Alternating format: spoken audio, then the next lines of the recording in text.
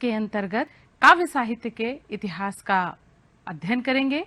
मैं डॉक्टर मंजरी द्विवेदी, प्रवक्ता हिंदी, राजकीय बालिका इंटर कॉलेज, गोमती नगर।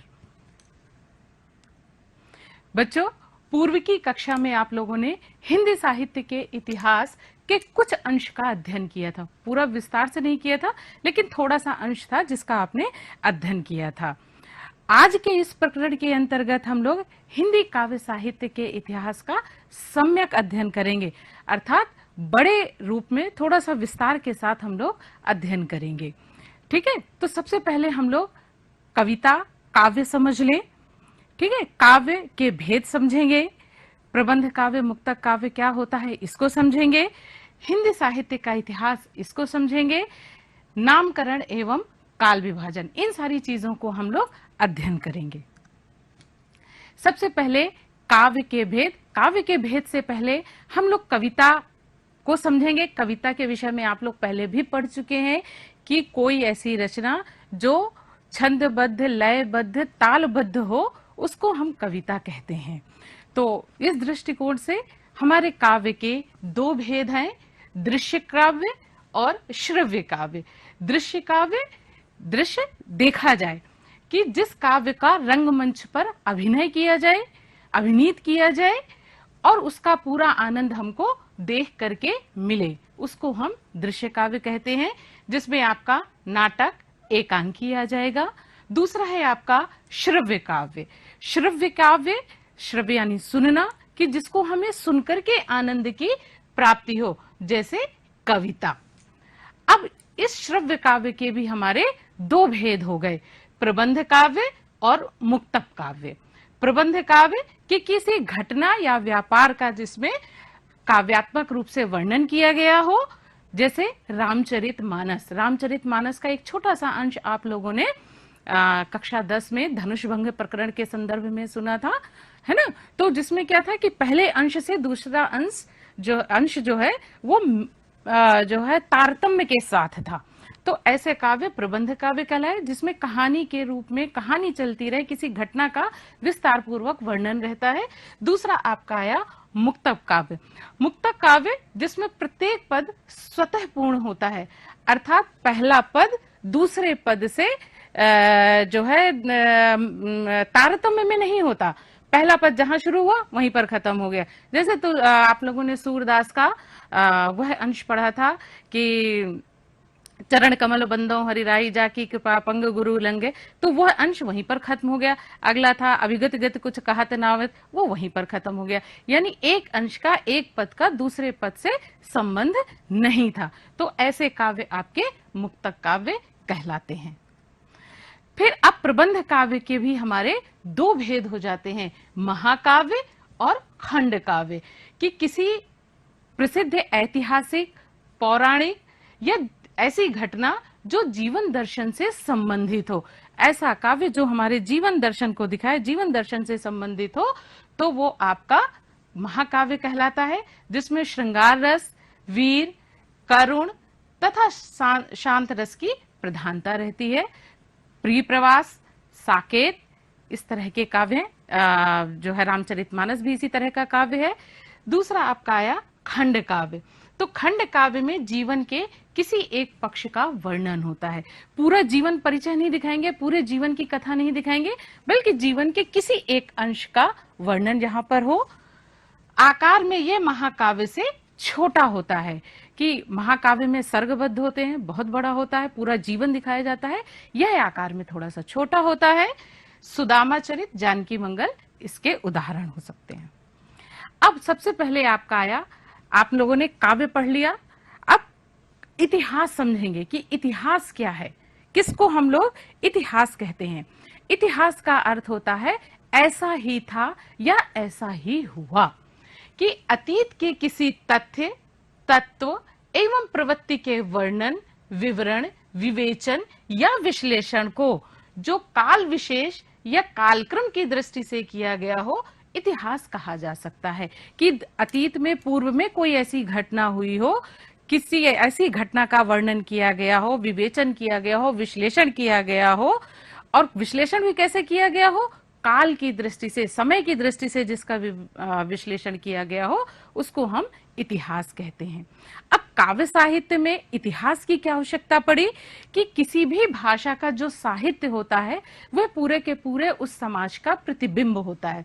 देखिए, प्रत्येक भाषा का साहित्य उस भाषा को बोलने वाले समाज का सजीव चित्र होता है कि जो भी हमारी यदि सामाजिक परिस्थिति जैसी होती है उसी तरह से भाषा का इतिहास भी होता है, भाषा का साहित्य होता है। उस समाज को पृष्ठभूमि में ही रखकर उस भाषा के इतिहास का अध्ययन किया जाता है। हम जब इतिहास के अंतर्गत अध्ययन करेंगे तो उस पूरे के पूरे सामाजिक जो वातावरण है, सामाजिक वातावरण में राजनीतिक वातावरण भी आ जाएगा, आर्थिक भी आ जाएगा, धार्मिक भी आ जाएगा। इन सारे चीजों को लेकर के, इन सारे वातावरण को लेकर के ही हम किसी इतिहास का वर्णन कर सकते हैं। साहित्य की विभिन्न प्रवृत्तियां, विभिन्न काव्य धाराएं, विभिन्न रूप एक अविच्छिन्न धारा में प्रवाहित होते हैं। तो ये जो साहित्य के जिस काल में लिखा गया, जिस सामाजिक परिस्थिति को देख करके लिखा गया, उसमें कुछ प्रवृत्तियां होंगी, उसमें काव्य धाराएं होंगे, इन्हीं सबको मिला करके काव्य इतिहास लिखा गया है। इन्हीं दृष्टिकोण को देख करके हम लोग हिंदी काव्य साहित्य के इतिहास को समझेंगे। इसी दृष्टि में हम हिंदी साहित्य के गतिशील रूप का सम्यक अध्ययन करेंगे। इन बिंदुओं को लेकर के, यानी उस काल की सामाजिक परिस्थिति को लेकर के, उस काल की धार्मिक परिस्थिति को लेकर के, उस काल की अनेक परिस्थितियों को लेकर के, उस समाज को लेकर के हम लोग हिंदी साहित्य में किस तरह से परिवर्तन हुआ, किस तरह से साहित्य आगे बढ़ा, किस काल में कौन सी प्रवृत्तियां प्रमुख रहीं, इन सबको लेकर के हम लोग पूरा का पूरा अध्ययन करेंगे।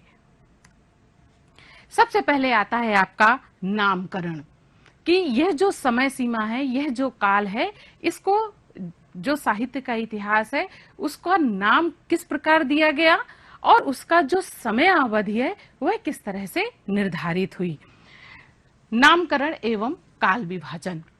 हिंदी साहित्य का नामकरण तथा काल विभाजन इस प्रकार से है। ये जो आपको स्क्रीन में दिखाई दे रहा है, इस तरह से काल विभाजन है। सबसे पहले आपका आया आदिकाल। आदिकाल जिसको हम लोग वीरगाथा काल भी कहते हैं, जिसका समय 1050 से 1375 विक्रम संवत, देखिएगा यहाँ पर संवत है और यहाँ पर आपका सन है।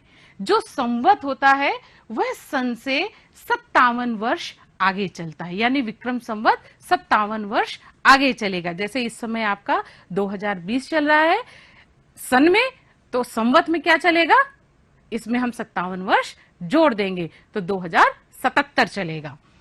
993 से 1318 ईस्वी तक का जो समय था उसको आदिकाल कहा गया और वीरगाथा काल के नाम से भी हम लोग परिचित हैं। फिर आपका आया पूर्व मध्यकाल, जिसे भक्ति काल भी कहते हैं। ये 1375 से 1700 विक्रम संवत तक आएगा और सन में 1318 से 1643 ईस्वी तक।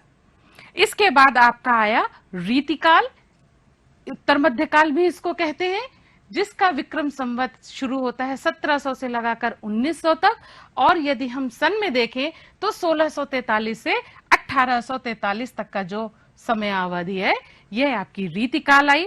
इसके बाद आपका आधुनिक काल 1900 से लगा करके, विक्रम संवत 1900 से लगा करके सन 1843 से अब तक जो चल रहा है वो आधुनिक काल। और बाद में इस आधुनिक काल के भी विभाजन हो गया था, उसका अध्ययन भी हम लोग करेंगे, लेकिन पहले शुरुआत से हम आदिकाल को लेकर के चलेंगे। आदिकाल का नामकरण, कि इसको आदिकाल या वीरगाथा काल दोनों ही आपने सुना, तो क्यों इसको यह नाम दिया गया। आचार्य रामचंद्र शुक्ल जी ने वीरगाथा काल का समय 993 से 1318 ईस्वी तक माना था। तो यह जो समय है 993 से लगा करके 1318 तक का जो समय था, यह आचार्य रामचंद्र शुक्ल के अनुसार यह वीरगाथा काल था। इस अवधि में वीरों की गाथाओं से संबंधित काव्य लिखे गए, अर्थात जो भी काव्य का प्रणयन किया गया उसमें वीरता का वर्णन था, उसमें युद्धों का वर्णन था, तमाम भी वर्णन थे, लेकिन मुख्यतः ये विशेषताएं थी। लेकिन बाद के जो विद्वान थे इस अवधि को आदिकाल के नाम से भी अभिहित किया। ठीक है, तो आचार्य रामचंद्र शुक्ल जी ने वीरगाथा काल कहा, लेकिन उसके बाद आने वाले विद्वानों ने इसको आदिकाल भी कहा। तो इस तरह से जब अनेक विद्वान मिले, अनेक मत रहे, तो तरह तरह से इस काल का नामकरण किया गया। तो हम देखेंगे यहाँ पर कि किस तरह से इसको किन किन आचार्यों ने, विद्वानों ने इसको किस संज्ञा से अभिहित किया। तो वीरगाथा काल रामचंद्र शुक्ल जी ने, चारण काल ग्रियर्सन ने, प्रारंभिक काल मिश्र बंधु ने, आदिकाल डॉक्टर हजारी प्रसाद द्विवेदी जी ने, संधि काल एवं चारण काल डॉक्टर राम कुमार वर्मा जी, सिद्ध सामंत काल राहुल सांकृत्यायन। तो यह जो है आपका नामकरण हुआ कि अनेक विद्वानों ने अपने ढंग से उस समय की प्रवृत्तियां, साहित्यिक रूप, उस समय का जो काव्य था, सामाजिक तमाम परिस्थितियों को देख करके इसको अनेक नामों से अभिहित किया, जो आपके समक्ष है। अब इस समय की सबसे पहले हम राजनैतिक परिस्थिति समझ लें कि राजनैतिक परिस्थिति क्या थी। यह जो हिंदी साहित्य का यह जो समय है, यह आपके वर्धन साम्राज्य की समाप्ति से समाप्त होता है। अर्थात वर्धन में सबसे जो प्रसिद्ध राजा था वो आपके हर्षवर्धन थे। तो हर्षवर्धन का राज्य समाप्त हो रहा था, सिंध पर अरबों का आक्रमण शुरू हो गया था, और भारत की जो संगठित सत्ता थी, जो एक होने की जो शक्ति थी, जो भारत पहले एक था, वह धीरे धीरे टुकड़ों में विभाजित हो रहा था। पूरी तरह से नहीं हुआ, एकदम से कोई प्रवृत्ति तुरंत नहीं आती, धीरे धीरे करके आती है। तो यहाँ की भी जो संगठित शक्तियां थी वो धीरे धीरे खंडों में विभाजित हो रही थी। पृथ्वीराज चौहान, जयचंद आदि की पारस्परिक लड़ाइयां अंतहीन कहानियां बनती गई। यहाँ के जो देसी राजा थे, जो यहाँ के मूल रूप से जो शासक थे, उनके आपस में लड़ाइयां चलती जा रही थी, कभी सत्ता के लिए, कभी किसी और चीज के लिए, कभी शासन के लिए, कभी दिल्ली के लिए। तो तमाम चीजें ऐसी थी जिसके कारण यहाँ के देसी राजा थे वो आपस में लड़ाई झगड़ा कर रहे थे। उस समय का जो सर्वप्रमुख राजा था हमारे यहाँ के, वो थे पृथ्वीराज चौहान और जयचंद, जिनके दोनों के आपस का द्वंद्व आप लोगों ने इतिहास के अंश में अवश्य पढ़ा होगा। इस काल का जो समस्त हिंदी साहित्य है, ये जो परिस्थिति आपको बताई थी, ये जो समय सीमा बताई थी, इस समय की जो राजनीतिक परिस्थिति थी, तो इस परिस्थिति में जो पूरा हिंदी साहित्य है वह आक्रमण का समय था, युद्धों का समय था, और युद्धों का प्रभाव कवियों के मन में बढ़ा। तो ऐसी स्थितियों को लेकर के कवि के मन में जिस तरह का प्रभाव पड़ा, उस तरह के उसने काव्य का वर्णन किया। तो इस समय के जो कवि थे वे राजा के दरबार में, अपने शासक के दरबार में, अपने आश्रयदाता के दरबार में रहते थे। जब युद्ध नहीं होते थे तो श्रृंगार की रचनाएं सुनाते थे, जब युद्ध का समय था तो राजा के साथ युद्ध मैदान में भी जाते थे, वहां वीर रस की कविताएं सुनाते थे, और जो सेना थी उसमें जोश भरते थे। तो ये इस समय का जो पूरा साहित्य है वह सामाजिक परिस्थितियों के प्रतिफलन का जो है उदाहरण है, जिस उसी प्रतिफलन में काव्य साहित्य की रचना की गई। अब इस समय की हम लोग देख लें कि धार्मिक परिस्थितियां कैसी थी। ईसा की 6ठी शताब्दी तक देश का धार्मिक वातावरण शांत था, यानी धार्मिक रूप से इससे पहले जो है 6ठी शताब्दी तक धार्मिक रूप से देश बिल्कुल शांत था। 7वीं शताब्दी के साथ देश की धार्मिक परिस्थितियों में प्रारंभ हुआ कि जैसे ही 7वीं शताब्दी आई, देश में धीरे धीरे धर्म के आधार पर कुछ परिवर्तन प्रारंभ हो गए। और वह परिवर्तन क्या था? बौद्ध धर्म का पतन हो रहा था। शैव और जैन मत आगे बढ़ने की होड़ में परस्पर टकराने लगे। शैव और जैन मत दोनों अपने आप को सिद्ध करने के लिए होड़, आपस में प्रतियोगिता होने लगी और उन दोनों में टकराव होने लगा। अशांति के इस वातावरण में बाहरी धर्म इस्लाम का प्रवेश हो रहा था। इस तरह की हलचल वाले समाज में जब देश में हलचल थी तो उसका फायदा बाहरी लोगों ने उठाना प्रारंभ किया और जो है इस्लाम धर्म यहाँ पर आ गया। धार्मिक परिस्थितियां बहुत ही विषम थी। सामाजिक परिस्थितियों में जनता शासन तथा धर्म दोनों से निराश हो रहे थे। युद्ध के समय जनता को बुरी तरह से पीसा जाता था। अंधविश्वास जोरों पर था। जब जनता परेशान होने लगी तो वह अंधविश्वास की ओर मुड़ गई। तो अंधविश्वास बहुत जोरों पर था। सांप्रदायिकता में तनाव बढ़ रहा था। ऐसी विषम परिस्थितियों में आप देखिए, चाहे राजनीतिक हो, चाहे धार्मिक हो, चाहे सामाजिक परिस्थिति थी, ऐसी सब तरह से परिस्थितियां जो हैं वो विषम थी। ऐसी विषम परिस्थितियों में हिंदी काव्यों की रचना की गई। अब हम इसका साहित्यिक पक्ष देखेंगे। साहित्यिक पक्ष कि इस समय जो काव्य का प्रणयन हुआ, काव्य की रचनाएं, काव्य जो लिखा गया, तो इस समय का जो काव्य लिखा गया उसमें 5 तरह के काव्य हमको इस समय अवधि के प्राप्त होते हैं। पहला आपका आता है सिद्ध काव्य। सिद्ध साहित्य के नाम से है।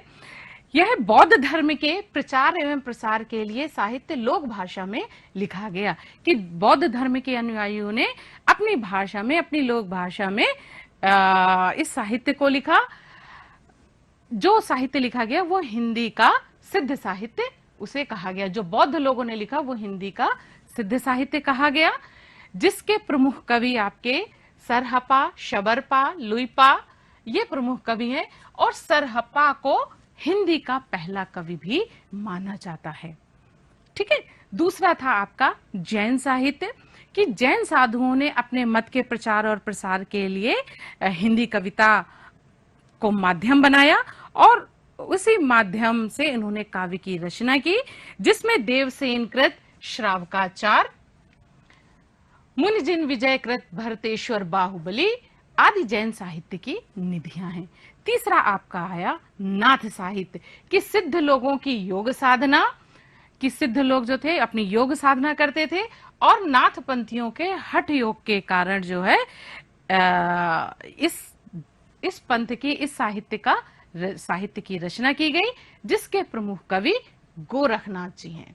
अगला आया आपका रासो साहित्य। रासो साहित्य यह मुख्यतया आपका वीर गाथा परक है, अर्थात इस साहित्य में जो भी रचनाएं लिखी गई उसमें वीरता का भाव था। वीर भावों को लेकर के काव्यों की रचना की गई, जिसमें जो सर्व प्रमुख आपका श्रेष्ठ महाकाव्य प्राप्त होता है वह पृथ्वीराज रासो, जिसके कवि हैं चंद्रवरदाई। चंद्रवरदाई कवि थे। पृथ्वीराज चौहान शासक थे, और ये उनके दरबारी कवि थे।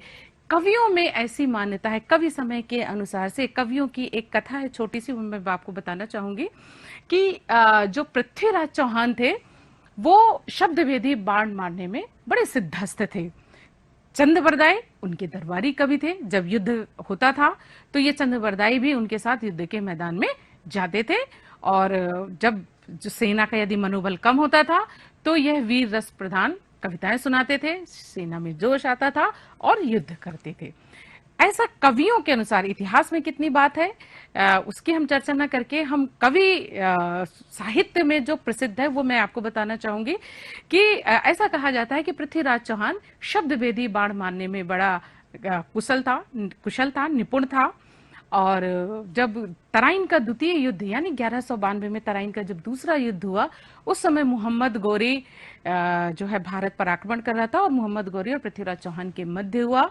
पृथ्वीराज चौहान को बंदी बना लिया गया। मोहम्मद गौरी जो है जब बंदी बना लिया गया, इनके जो कवि चंद्रवरदाई थे इनको भी बंदी बना लिया गया। दोनों को राजमहल के एक खुले मैदान में दोनों को बांध दिया गया, और बहुत दूर पर मोहम्मद गौरी बैठे थे। मोहम्मद गौरी ने यह इच्छा दिखाई कि वो जानना चाहते हैं, वो देखना चाहते हैं, पृथ्वीराज के उस कौशल को देखना चाहते हैं जो वो शब्दवेदी बाण मारने में समर्थ है। इस कौशल को वो देखना चाहते हैं। पृथ्वीराज चौहान से कहा गया तो उन्होंने कहा कि मुझे तो मरना ही है, तो मैं मरने से पहले चंद्रवरदाई की एक कविता सुन के मरना चाहता हूं। पृथ्वीराज चौहान की आंखों में पट्टी बंधी हुई थी, और हाथ में चूंकि शब्दवेदी बाण का परीक्षण होना था, उनकी ये कला देखी जानी थी, तो उनके हाथ में तीर और बाण था, धनुष था और बाण था, दोनों चीज थी।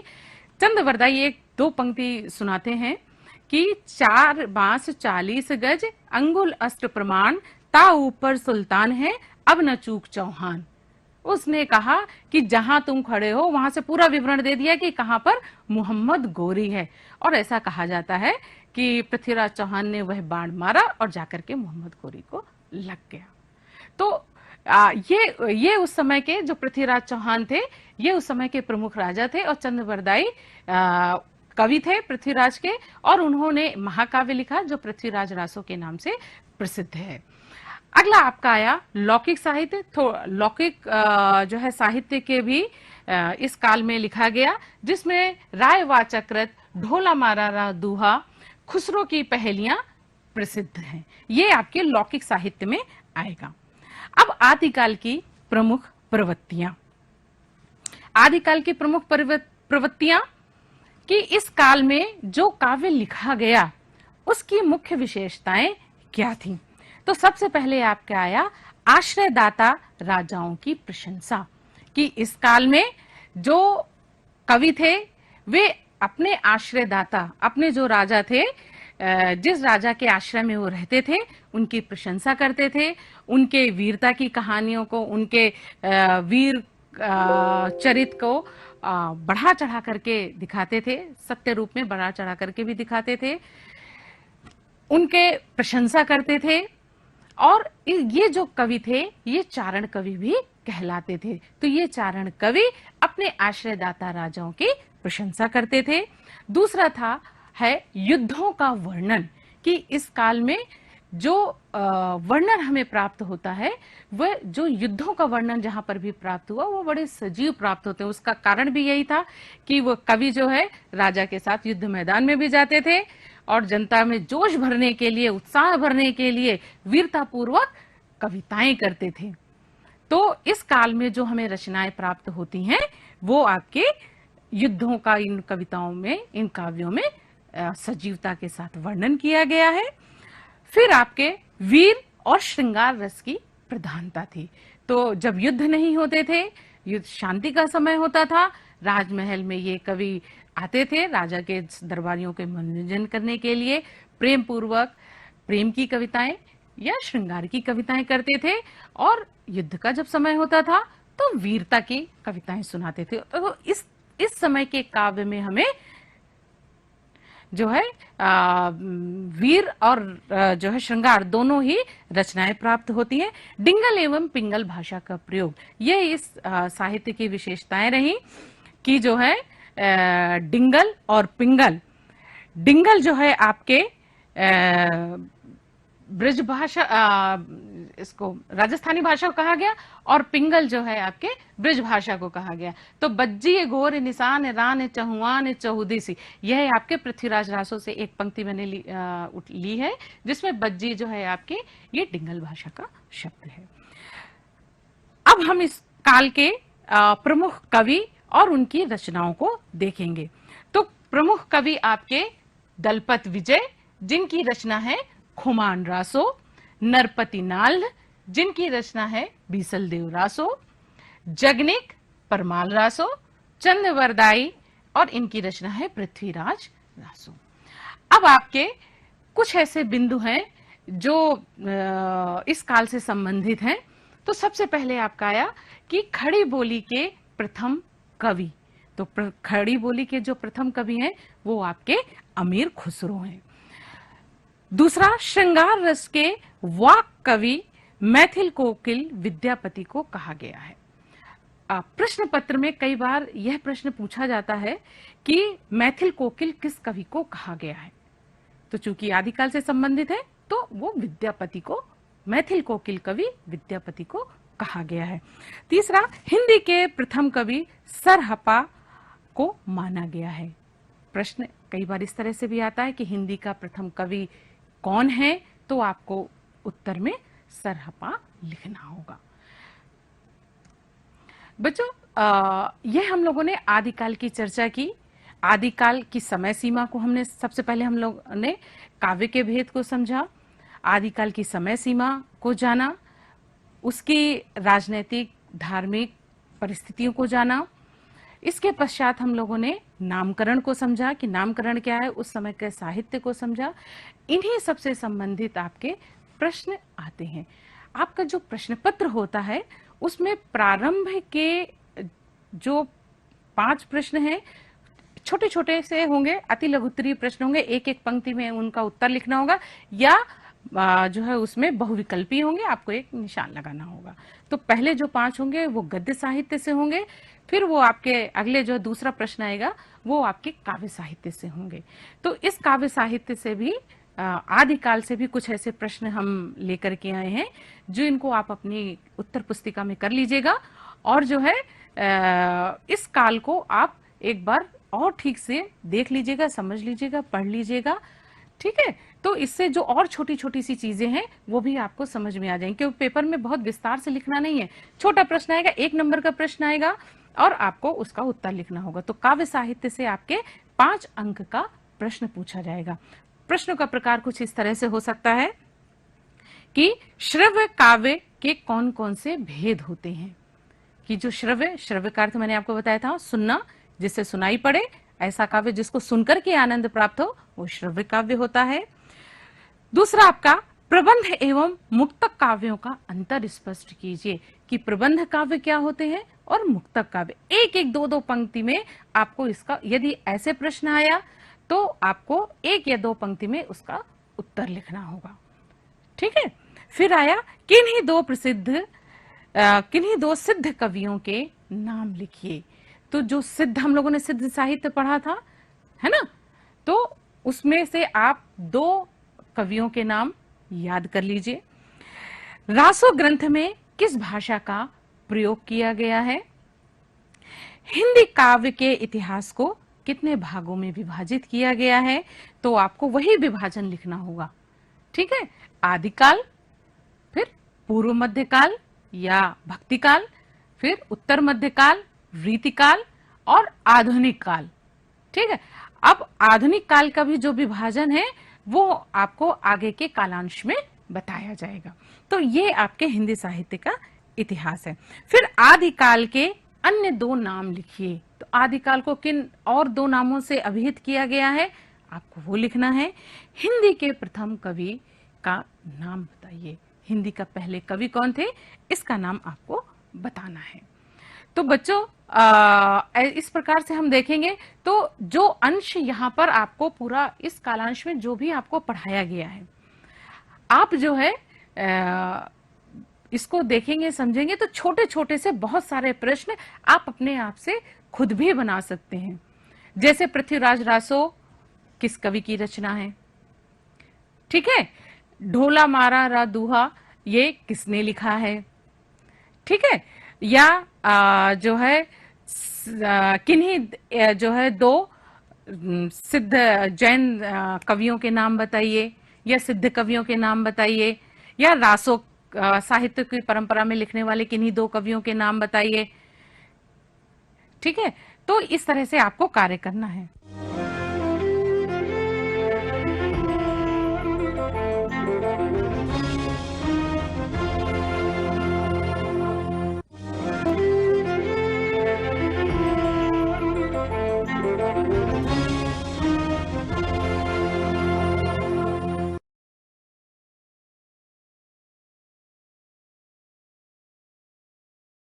Hello students, this is Girjesh Kumar Mal, lecturer in English in Sri Gandhi Vidyalaya Inter College, Bachrawa, Raebareli. Dear students, today we are going to study the third part of translation. In it, we will study future tense. As we know that the tense is the fundamental of the construction of a sentence, and we have studied present tense and past tense in previous lectures. So we shall discuss about the future tense in English language now. So if you are ready, let us begin. As you know that tense is the combination of 2 terms, time and stage of work. Just like present tense and past tense, the future time and the indefinite aspect of work make future indefinite tense. Then we have future continuous tense, future perfect tense and future perfect continuous tense. Let us begin with future indefinite tense. What is future indefinite tense? Actually, future indefinite tense talks about plans and intentions, instant decisions, offers and promises. Let us see the example. वह दूध पिएगा